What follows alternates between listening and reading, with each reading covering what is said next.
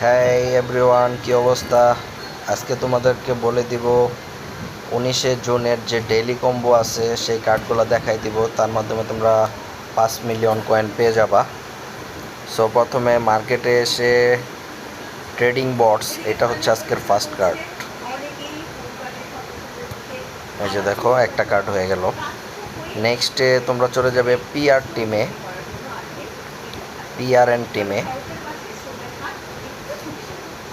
টিমে চলে যাও। তারপরে এখান থেকে মার্কেটিং আছে, ওইটাতে যাও। ওইটা হচ্ছে আজকের নেক্সট কার্ড।